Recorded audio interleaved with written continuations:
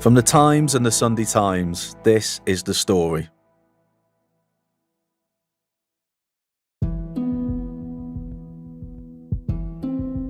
In a classroom in North Yorkshire, a group of trainee police officers are settling down for their next lesson. The purpose of these kits is to buy you time. It's ultimately to give that person the chance to breathe until the ambulance arrives. Moments earlier, the atmosphere was different. Recruits taking the mick out of one trainee's distinctive man bun. But now they're silent, taking it in. It's not about you becoming a paramedic, okay? It's about you having something, because your choice is that you either watch somebody unconscious and not breathing die in front of you, or you can give them this medicine which will restart their breathing and allow the ambulance to arrive and take over their care. They're being shown how to use naloxone, a drug which can end the effect of an opioid like heroin, essentially halting an overdose and maybe saving a life. So within your kit you will get 2 of these. Often described by your dad as a nasal, like a Vicks nasal spray. You hold it with 2 fingers on the top, thumb underneath. You're going to tilt that person's head back slightly, just to give clear access to the nostrils. For police officers about to take to the cobbled streets of York and Harrogate, this might all seem a bit extreme. But the instructor explains drug-related deaths across the UK are the worst since records began. The real-life consequence of illegal dealing. The sad thing is a lot of those were preventable. So a lot of overdoses and drug-related deaths are preventable. The rush of drugs into North Yorkshire is due, in part, to the rise of county lines, where dealers offer drugs via text message. The person running the operation might be sitting safe at home in another city entirely, whilst using young and often vulnerable runners to deliver the drugs and take on all the risk.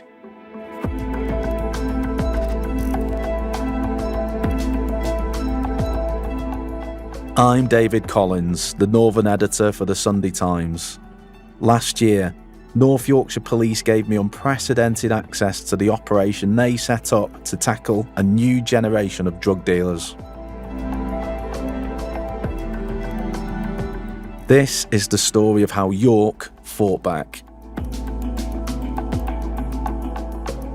The story today, On the Line, Episode 2, The Never-Ending Battle.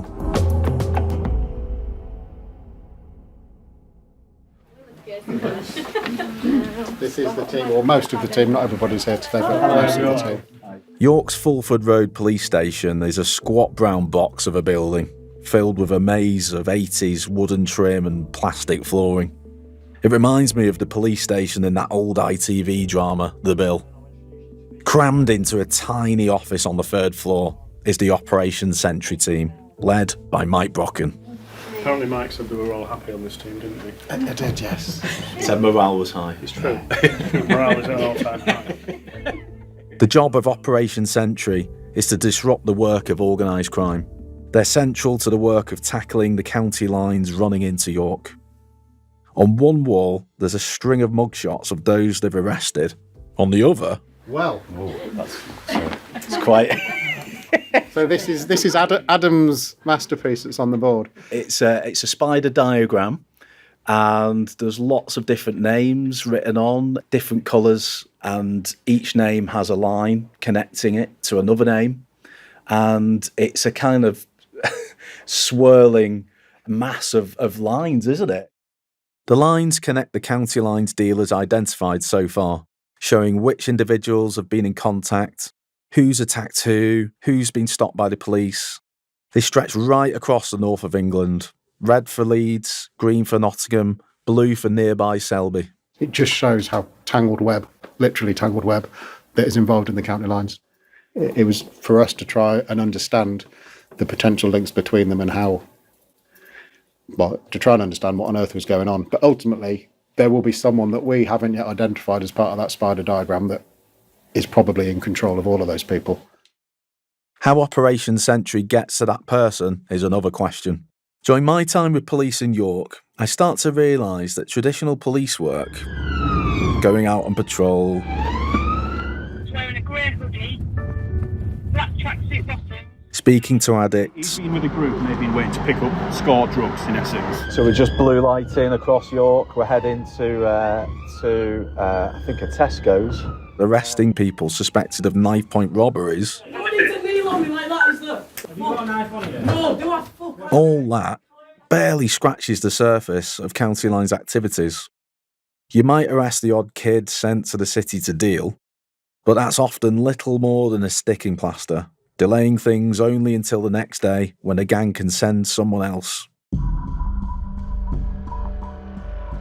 Operation Titan was set up to turn the tide. It's the police's grand plan to bring together teams working on organised crime, child exploitation, even the vehicles used by drug dealers which are travelling into York. Instead of trying to interrupt the sale of drugs, they focus on those at the top, tracing the people who operate these lines and putting them in jail. The first step is to find a phone. As you know, a lot of people get arrested in York for various offences, and we have the power to then seize and examine their phones. So someone might get arrested for a domestic violence matter that as part of their investigation there might be evidence contained on their handset relating to that offence. But when you download it for the assault, you will obtain the content of all of the messages that are currently stored on your handset. Looking through the messages on seized phones, police look for the telltale language of drug dealing.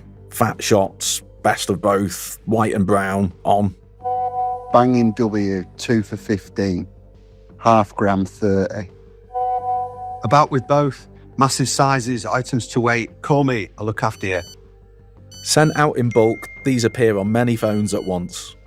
Collect enough texts from enough seized phones, and police can piece together a picture of the county line and how it operates.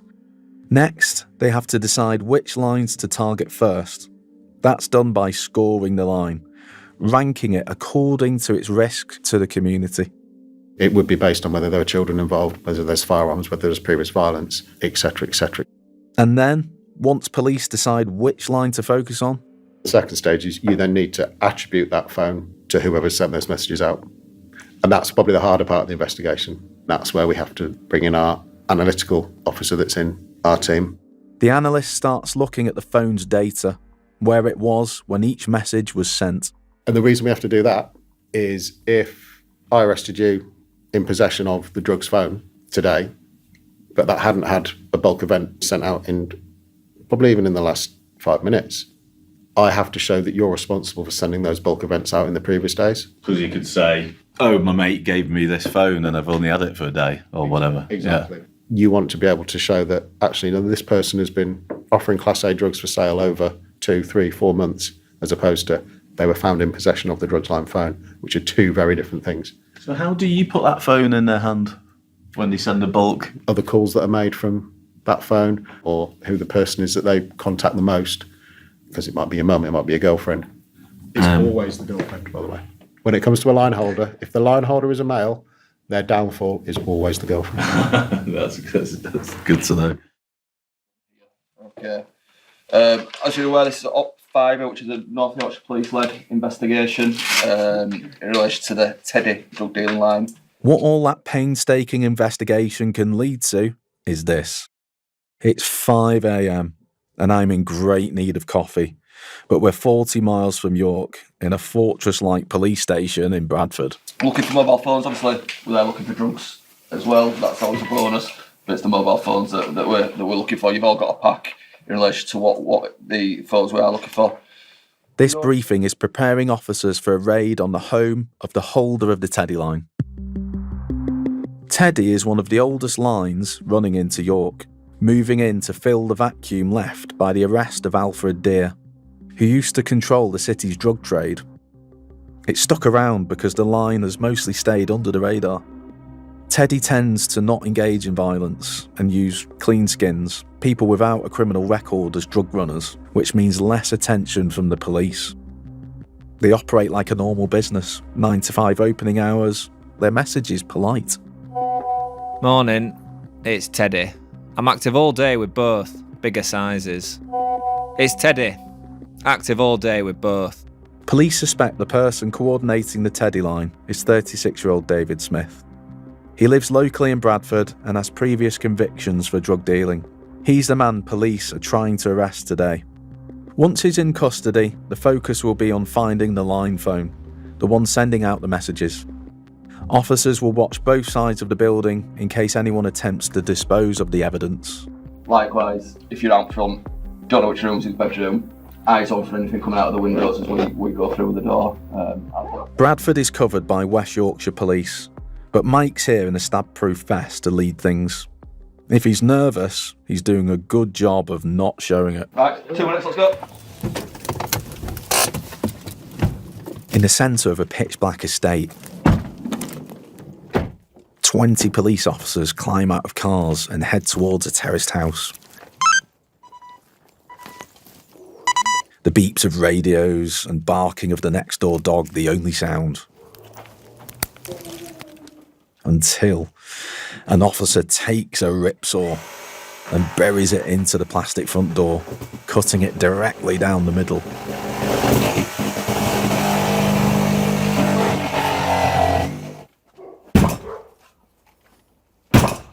Another starts pounding it with a battering ram.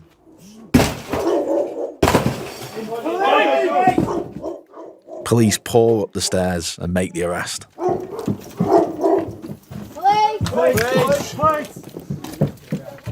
Inside, there's confusion and fear. Got some clothes. You got a t-shirt, something to put on. I'm scared to move. Okay, you're okay. You're safe now. You're right. You're right, please. Is this your room? Yeah. Yeah, do you want to... Into my door. Smith, a large man with a beard and dark brown hair, is allowed to put on a t-shirt whilst his wrists are handcuffed in front of him. Okay. Insurance supply, that's and you've been cautioned, okay, so you don't have to say anything, but it may harm your defence if you do not mention, when questioned, something which you later on in court, and anything you do say may be given in evidence, okay. That's all that means, mate. Yeah, you want to pull it up? Officers lead him to a van outside to be taken for questioning, and the search begins. Drugs are found first, wrapped in small white plastic bags. Well, suspected. We can't say straight away that it is, however, it's suspected that it is, yeah. How much do you reckon's there? 4 golf balls, maybe 150 to 200. 200 quid, sir. 200 wraps, each with a street value of about £10. That could be £2,000 worth of drugs. Street value. Potentially. We have to get an expert to comment on it. We get it weighed, purified. Sure. It's incredible how small it is. Isn't it? £2,000 worth of drugs. Look at the size of it. But it takes 40 minutes of going inch by inch through the property before a phone is revealed, stashed next to a wedge of banknotes in a desk compartment. How did you find that? It's to the drawers are designed like that. What, that's not something he's made, is it? Or is that just the way the desk is? It's the way the desk is, but he's just used it creatively. Right. A red Nokia. It's one of those brick-like phones you played Snake on 20 years ago, having to text by pressing each number multiple times. And it matches the make and model of the phone used to deal for the Teddy line. And we know that the Teddy line was active as recently as yesterday. And we know that they don't operate overnight because they were generally a daytime business. So he's obviously put it there when he's closed business for the day yesterday, and more than likely it will have gone live again this morning at some point. It's bagged and entered into evidence. Seized from the void and dresser. A digital forensics team will later be able to match this handset to the messages offering crack cocaine and heroin for sale. As police build their case, there's also evidence David Smith was interested in protecting himself. A Stanley knife, flick knife, cricket and baseball bats close to the door. And behind the sofa... It's a proper sword. Sorry. Is that a zombie knife, is it? A serrated blade, about 2 feet long and thick as a machete. Mike is satisfied. Ultimately, we found what we'd hoped to find. We found our county line holder, David Smith, in his bedroom. And within his bedroom, we found his personal mobile phone, the Teddy drugs line. We found a quantity of suspected Class A drugs and a quantity of cash. And within the address as well, we found a number of weapons that would be indicative of kind of the drug dealing community, shall we say. Well, you've earned yourself a bacon sandwich, haven't you, to be honest, this morning? I'd hope so at some point we'll get one, yeah.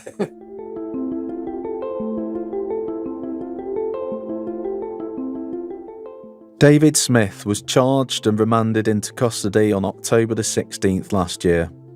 In November, he made an early plea of guilty and was sentenced by a judge to 4 years and 4 months in prison. Another line closed. Another success for Operation Titan. Slowly, piece by piece, the police are reducing the number of county lines in operation. In January 2025, there were 20 county lines running into York. Today, I would say 4 or 5 presently, based on what we know. So you've not just halved it, you've actually knocked 75% off. Yeah. Since I've left York, police believe that figure has been brought down to 2. The challenge now is to keep them away.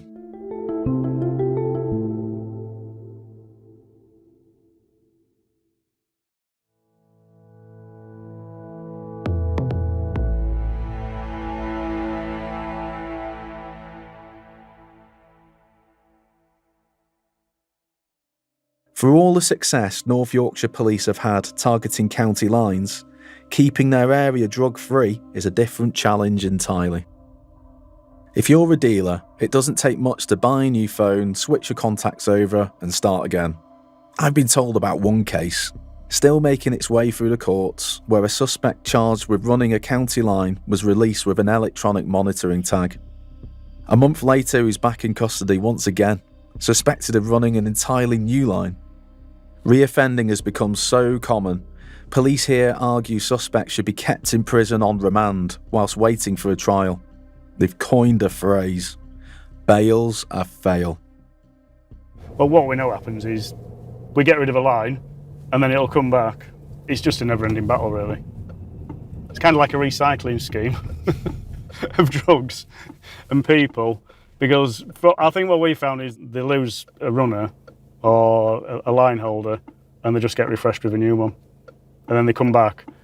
Because there's so much money involved in county line drug dealing in general, they're just going to come back. Out on patrol are 2 members of the Serious Organised Crime Disruption Team, 32-year-old PC Kirsty Butler and her colleague PC Richard Fell. You've now got to guess my age. No, don't, because you might say I'm older. 32. Oh, you see, people always do that, don't you? No, I'm 28. No, I'm 52. It's my 20th year of policing.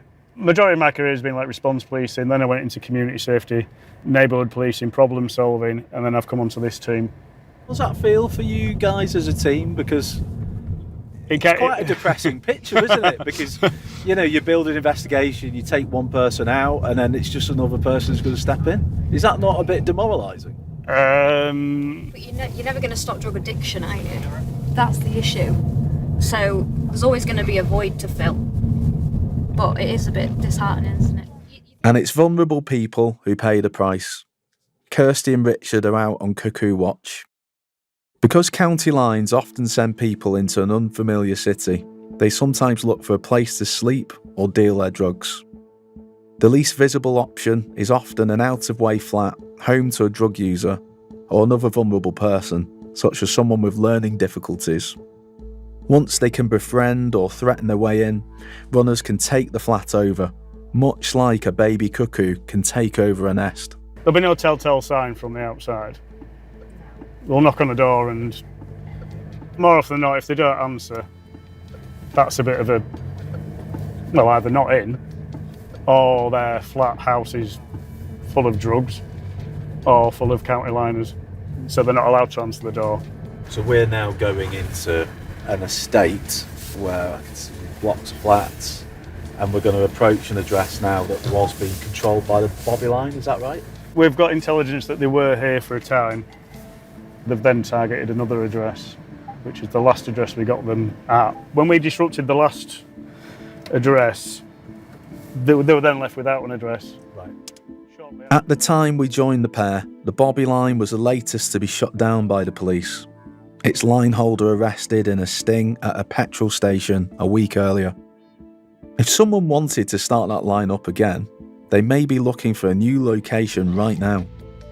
Kirsty and Richard have a list of vulnerable residents to check on one by one, disrupting any attempt to rebuild. I've looked at the recent intelligence. We know that this guy has had involvement with them up until them being arrested. But on the other hand, he's actually contacted police prior to this, saying, I'm concerned because they're trying to get back to my address. If he has been running and helping them with their dealing, is that because it's pressure? It's threats and fear, because that's generally how they operate, through fear. Another reason people might not answer the door to the police. Would you be able to open the door for us? It's the police. Which proves to be the pattern for the morning. I mean, he's probably not even in, is he? I mean, we all has made contact with a neighbour, introduced ourselves as the police, and then they... She didn't want to let us... I was wondering if you've seen your neighbour recently. No. No? That's not going to be very welcome, is it? Door after door unanswered, until Kirsty and Richard head to check on someone who we'll call Mary. It's the one with the curtains shut. But a lot of the houses are unkept, shall we say. She's a drug user, so... But I think awareness is always raised. You know when the curtains are just shut, blackout curtains, shut, can't see in. It's a little bit of a... You've got to question what's going on, haven't you? Some people just like living in the dark. We're from the police, come to do a welfare check. See how you are. 15 minutes later, they emerge. All right, take care. See you later. She was quite talkative. I've never met her before, so I don't know if she's up and down usually and we've caught her on a good day, or... But she's a drug user. She's currently on tag. She didn't want to give us any line information because she's still scoring. She doesn't want to cut off a supply. She didn't want to cut off a supply, and she was annoyed that we'd taken out Bobby because he delivered after 9 p.m. And why is that a good thing? But certain times when they want the drugs more than other times, and he was a good line of supply because he could deliver at a time that suited. I suppose it's when you get your Tesco order, innit? You know, your supermarket order delivery. Talking to Mary confirms to police that for now, the Bobby line appears to still not be operating. She told officers she'd been ringing the line's old number, but it wouldn't connect. So the last time when we took the other line out, the Bobby line, which is on a different number, within 3 days later, the new line was established with a new number. So they'll then advertise again, and then it's back on. So this is eight days, is it? And it's still not on? Yeah, so when was the arrest? Third, wasn't it? Yeah. So this is probably the longest we've gone. Which is a plus. Let me say that again in case you missed it. The longest the police have gone without the Bobby line restarting is just 8 days. The problem is, as long as people like Mary still want to buy drugs, criminals will want to supply them. It's why policing the drugs trade becomes what Richard calls a recycling scheme of drugs and people. Every success, every line holder jailed, every picture of a suspect on the wall of York Police Station creates another gap in the market. In fact, remember the Teddy line in Bradford? The polite 9 to 5 operation, where I watched police cut through the door and make an arrest? That line's holder, David Smith, was jailed for 4.5 years. The phone he used was seized, and its office of drugs silenced. Temporarily. Because just a few weeks after David Smith's arrest, when I left York, that line started up again. Hi, it's me, Teddy. I'm active all day with both, bigger sizes. Someone new was at the helm, stepping into Teddy's shoes, trying to carry on its legacy. Right now even, as you're all listening to this, the Teddy line is active, dealing drugs into York.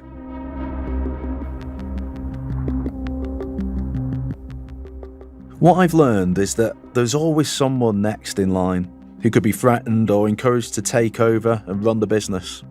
The customers can be passed from dealer to dealer. All you need is a phone and the drugs. And most shockingly of all, sometimes the person who steps up to take over the business is a child.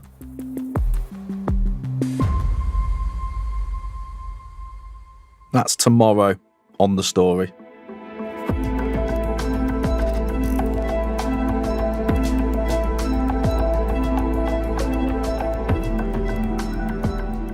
I'm Sunday Times Northern Editor David Collins. This episode was produced by Kate Lamble. The executive producer was Dan Box. Sound design was by Tom Birchall and theme composition was by Mal Lusetto. If you have any questions or comments, drop us a line to thestory@thetimes.com or you can leave us a comment on Spotify. Thanks for listening. Goodbye.